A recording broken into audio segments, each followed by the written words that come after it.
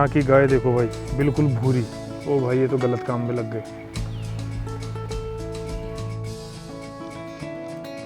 देखो मैं सोचता था लद्दाख ही स्पीति वगैरह जाते हैं तो ही हाई एल्टीट्यूड रहता है। भाई ये वाले रास्ते चेक करो, जाम लग लिया। और ये देखो टेम्पो की छत पे बैठे हैं भाई, हल्की हल्की बारिश भी शुरू हो गई है। इस वगैरह सब भीग गई, ठंड लग रही है बहुत जोर से। दोस्तों गुड मॉर्निंग, स्वागत है आपका एक और नई वीडियो में। मेरा नाम है विजय एंड यू आर वाचिंग विजय चला अकेला। राइट नाउ मैं अभी हूँ ऊखीमठ में, और ऊखीमठ वही जगह है कि जब 6 महीने के लिए केदारनाथ के दर्शन बंद हो जाते हैं तो बाकी के 6 महीने यानी विंटर में जहाँ दर्शन होते हैं केदारनाथ के, वही जगह है ऊखीमठ। ऊखीमठ में जो मंदिर है उसका नाम है ओमकारेश्वर, और वो यहीं से बस आधा किलोमीटर मेरे पीछे है और वॉकिंग डिस्टेंस है, आराम से जा सकते हैं।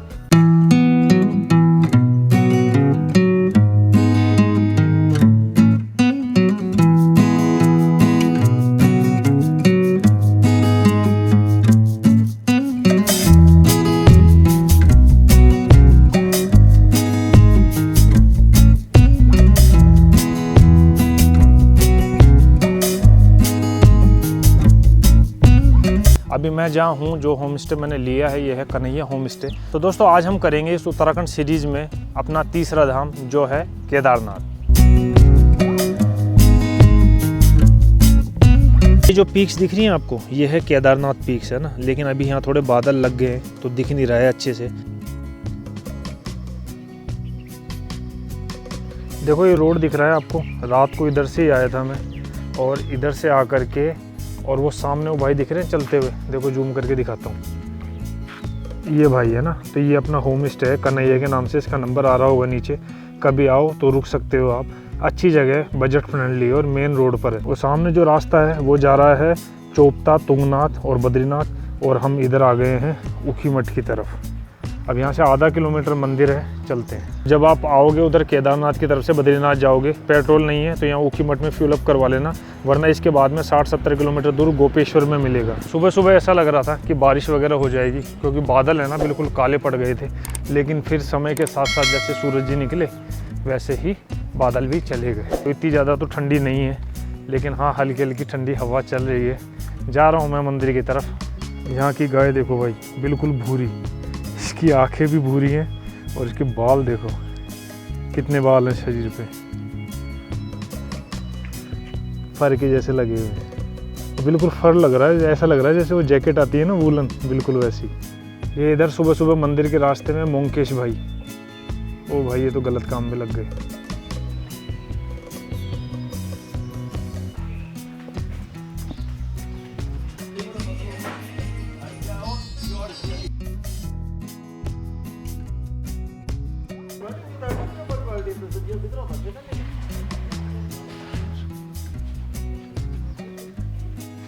ये महाराज इधर ही।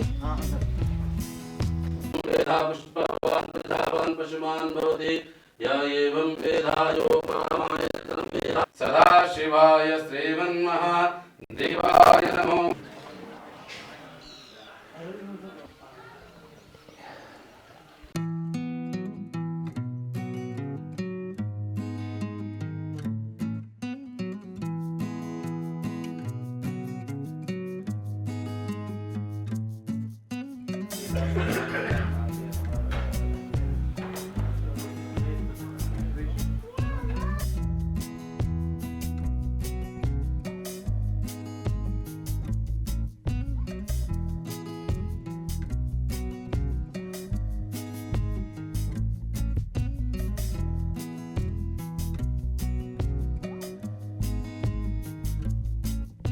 मंदिर में कैमरा तो अलाउ नहीं था, बाहर कैमरा रख दिया था मैंने, अंदर बिल्कुल फोटोग्राफी वीडियोग्राफी बिल्कुल भी अलाउ नहीं थी। लेकिन मंदिर के बारे में एक चीज़ पता चली मुझे कि यहाँ दो जो मंदिर है ना उनकी डोली आती है, एक तो केदारनाथ की और दूसरा मध्यमेश्वर की। तो जब शीतकालीन पट बंद हो जाते हैं दोनों जगह के, तो दोनों की डोली 6 महीने के लिए यहाँ आ जाती है, और अब यहाँ से डोली दोनों की चली जाएगी जब वहाँ के दर्शन खुलेंगे। श्री कृष्ण जी के पोते अनिरुद्ध और बाणासुर की बेटी का विवाह हुआ था यहाँ पे। साथ ही साथ जो राजा मानधाता थे ना, उन्होंने 12 साल तक एक पैर पे खड़े होकर के इस मंदिर में तपस्या की थी। अभी महादेव ने यहाँ पे ओमकारेश्वर का रूप लिया था और उन्हें दर्शन दिए थे। तो अंदर एक शिवलिंग भी बना हुआ है जो है ओमकारेश्वर। बाकी अंदर दर्शन करके है ना बहुत अच्छा लगा भाई मुझे। नंदी जी भी विराजमान है और जहाँ महादेव वहाँ नंदी जी। दोस्तों ये था कन्हैया होम स्टे, नाम वगैरह मैं डाल दूंगा। भाई जी के यहाँ रूम लगे हुए हैं और ये यहाँ चिमटा बैंड पे है। उधर से आएंगे केदारनाथ से और इधर जाएंगे तो ऊखीमठ मंदिर और इधर जाएंगे तो चोपता। अब हम चल रहे हैं चोपता की ओर। ओम नमः पार्वती पते शिव हर हर हर महादेव शंभु। तो दोस्तों all set for the day, निकल पड़ा हूँ मैं ऊखीमठ यानी केदारनाथ से बद्रीनाथ की तरफ। कभी भी किसी क्षण ऐसा लग रहा है कि बारिश हो सकती है। तो भाई लोग मजे चल रहे हैं नहीं चल रहे हैं? भाई मजे चलने चाहिए, क्योंकि जीवन का दूसरा नाम ही मजा है। अगर जीवन में मजा नहीं है तो फिर क्या जीवन। जैसा आपको पता है कि मैं कर रहा हूँ सोलो राइड, और सोलो राइड पे इस बार मैं आया हूँ विंटर के 4 धाम करने के लिए। 4 धाम 2026 की सीरीज में मैं बताऊंगा आपको कि 4 धाम यात्रा के रूट कैसे हैं, कहाँ कहाँ आप जा सकते हो, रोड कंडीशन क्या है, और एक जगह से दूसरी जगह आप जाओ तो बीच में क्या क्या देख सकते हो। सोलो राइड के साथ में इस बार ना कोई साथी ना कोई झमेला, आपका विजय चला अकेला।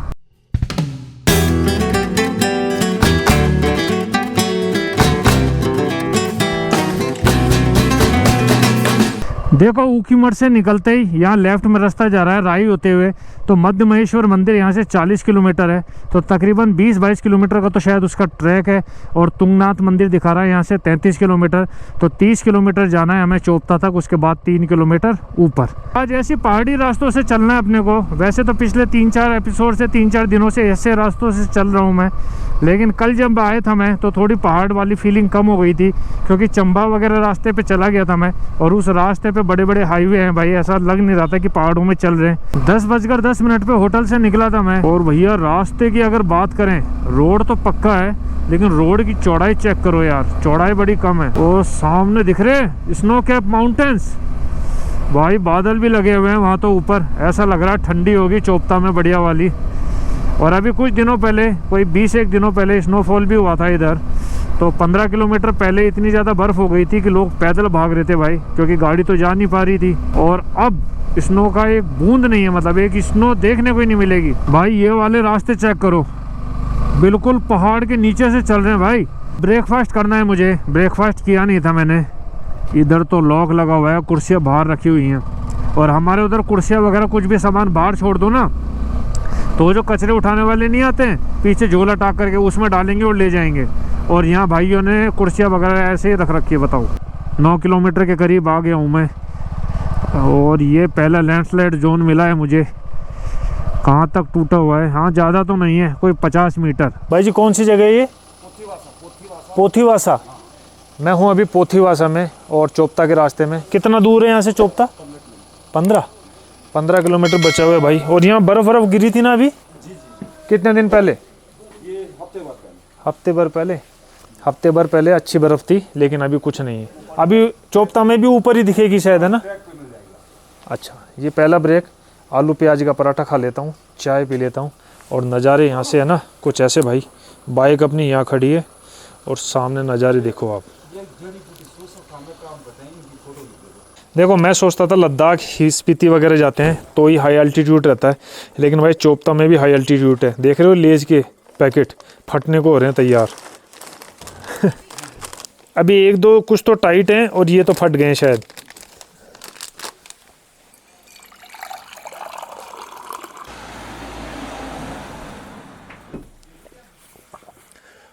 बहुत ठंडा पानी था।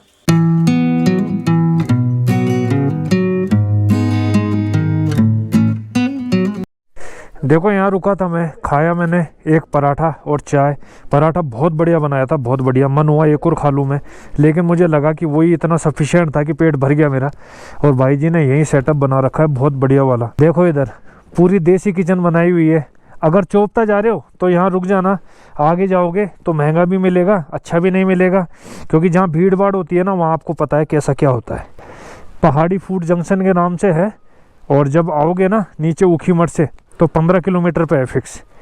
रुक जाना, अच्छा लगे खा के जाना, और अच्छा लगेगा। ठीक है भाई जी, मन तो था मेरा कि चोपता में जाकर के खा लूँ, मैं भूख तो लग रही थी मुझे, लेकिन ये थोड़ा दिमाग में आया मुझे कि चोपता अब बिल्कुल टूरिस्ट हब बन चुका है। ऊपर जाएंगे तो 50-60 का जो पराठा है ना, वो वहाँ जाकर के सीधा भाई 100 रुपये से ऊपर चला जाएगा। सो दोस्तों चलो पहिया घुमाते हैं और आपको चोपता दिखाते हैं।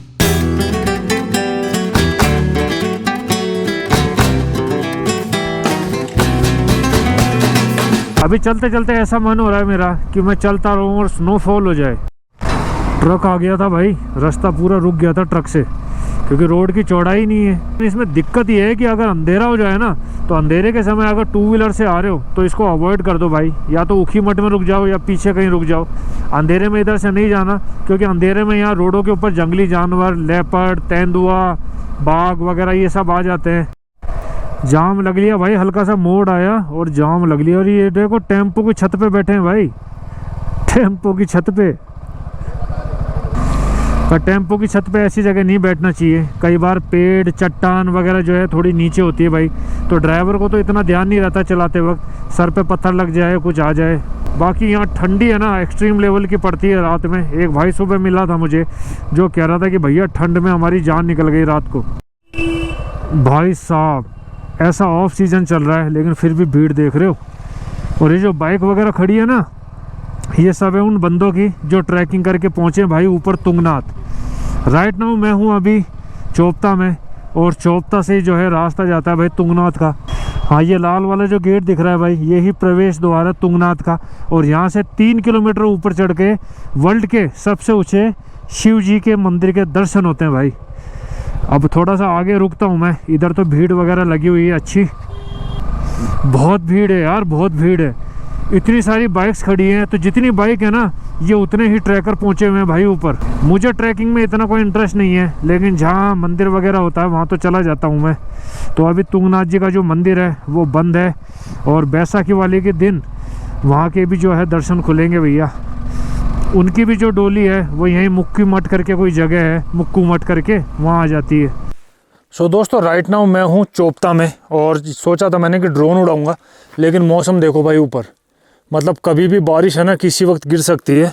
और वहाँ नीचे तो है ना धूप आ रही है, और सोचा था ड्रोन उड़ा लूँ, अभी भी यहाँ प्लान कर रहा था मैं, लेकिन मुझे लगा, और बूंदे गिरने लग गई भाई, बूंदे गिरने लग गई, बारिश आ गई। और यहाँ के नज़ारे फिर भी दिखा देता हूँ मैं आपको। ये देखो भाई, चोपता टॉप पे बसा हुआ भाई एक हिल स्टेशन ही मान सकते हो आप। और अगर अल्टीट्यूड की बात करें अपन, तो चोपता का अल्टीट्यूड है 8888। जी हाँ दोस्तों, 8888 फीट पे इस समय मैं खड़ा हूँ। और देवदार और चीड़ के देखो भाई क्या पेड़ लगे हुए हैं यार, बहुत शानदार। टॉप पे हैं, हल्की सी सांस भी फूल रही है, लेकिन व्यू के सामने सब फेल है। 30 किलोमीटर चल करके चोपता आया हूँ मैं, और यहाँ से अब जाना है मुझे गोपेश्वर, गोपेश्वर होते हुए बद्रीनाथ। कहाँ तक जा पाता हूँ देखते हैं, आगे बात करते हैं। चोपता आने वाला था ना, उससे 1 किलोमीटर पहले से गाड़ियों की लाइन लग गई थी भाई, और जहाँ चोपता आया उसके 1 किलोमीटर बाद तक लाइन लगी हुई थी। देखो अगर मैं जूम करके दिखाऊं आपको, तो भाई यहाँ 1 किलोमीटर तक देखो ये गाड़ियाँ खड़ी हैं, अभी भी दिख रहा होगा आपको। हाँ, ये कार खड़ी, तो भाई मतलब बहुत भीड़ है यार, बहुत भीड़ है। तो भाई लोग इतने सुंदर नज़ारों में मज़े चल रहे हैं कि नहीं चल रहे हैं? मज़े भाई फुल ऑन चलने चाहिए। और सामने का मौसम देखो यार, हल्की हल्की बारिश भी शुरू हो गई है। अब इस बारिश से पहले अगर मैं नीचे पहुंच जाऊं ना गोपेश्वर तक, तो बहुत सही है यार, नहीं तो बैंड बज जाएगी अपने को कहीं शेड में खड़ा होना पड़ेगा। Insta360 तो निकाल करके पैक करके रख दिया मैंने टैंक बैग के अंदर, और टैंक बैग के ऊपर रेन कवर भी चढ़ा दिया है। चलो देखो मैं हूँ अभी मंडल में, और चोपता से जब उतरा था ना मैं नीचे, तो चोपता से 1-2 किलोमीटर चलते के साथ ही बारिश आ गई थी। और बारिश है ना भाई, वो यहाँ मंडल तक आई है, और यहाँ तक भीगता आया हूँ मैं। सब कुछ भीग गया भाई, ये टी शर्ट वगैरह, इनर वगैरह सब भीग गई है। और पैंट के हाल देखो, पैंट पूरी भीगी हुई है, और ठंड बहुत ज़्यादा लग रही है मुझे। थोड़ी देर कांपा मैं, यहाँ रुक गया, एक शेड मिल गया मुझे, तो शेड में बाइक वगैरह खड़ी कर दी। एक चाय पी ली मैंने, लेकिन मन कर रहा है मेरा कि एक चाय और पी लूँ, तो अभी ऑर्डर किया हुआ है, चाय बन जाती है तो पीता हूँ मैं। इधर लगाया हुआ है टाइम लैप्स, क्योंकि उधर जो बादल वगैरह है ना, वो भाई बहुत शानदार वाले लगे हुए हैं। और ये भाई है, तुम्हारा नाम क्या है? सूर्या। सूर्या, अरे वाह यार, तुम्हारा तो नाम ही ज़बरदस्त है। लेकिन एक चीज़ दिखाऊँ आपको, ये सूर्या की आंखें देखो भाई। चाय इधर बन रही है, इधर वेट कर रहा हूँ मैं, और यहाँ अपनी खड़ी है 20 ड्रम। सामान वगैरह भीग गया था, ये जैकेट है, ये भीग गई थी, इसको सुखाने पे डाला हुआ है। और ग्लव्स को देखो कहाँ डाला हुआ है सुखाने पे। उत्तराखंड है, सहना पड़ता है मित्र, यही एडवेंचर है।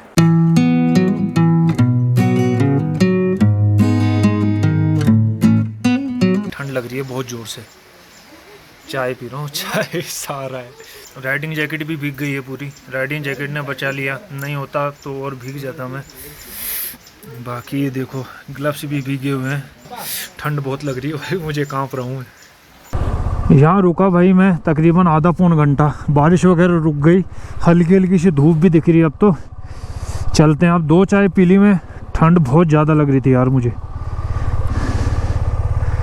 बाय सूर्या। जब चोपता से नीचे उतर रहा था मैं भाई, बारिश ही स्टार्ट हो गई थी, और जब ऊपर व्यू को कैप्चर कर रहा था मैं, तभी हल्की हल्की सी बूंदें आने शुरू हो गई थी। फटाफट नीचे उतरा मैं तो बारिश इतनी तेज़ हो गई भाई, और कहीं रुकने का मौका ही नहीं मिला मुझे। और बीच बीच में है ना, ये पहाड़ में क्या होता है, ये देखो पेड़ दिख रहे हैं आपको, टेढ़े हैं बिल्कुल। सीधे तो दूर से तो सीधे दिखते ही हैं, लेकिन जब ऐसे चलते हैं तो ऐसे पता है कि बिल्कुल टेढ़े हैं और भाई गिर जाते हैं ये। तो ये भी डर लग रहा था कि बारिश आ रही है, कहीं कोई पेड़ वगैरह न गिर जाए। अभी भी ठंड लग रही है यार। पेड़ों की वजह से थोड़ा बचाव हो रहा था, तो निकल रहा था मैं, तो पूरी तरीके से तो भीगा नहीं, लेकिन हाँ आधी पैंट जीन्स भीग गई मेरी। और जो राइडिंग जैकेट है ना, वो तो पूरी भीग गई भाई, आगे से, पीछे से नहीं। तो आधा पौन घंटा रुक करके 2 चाय पी ली मैंने। अब मैं निकल रहा हूँ आगे।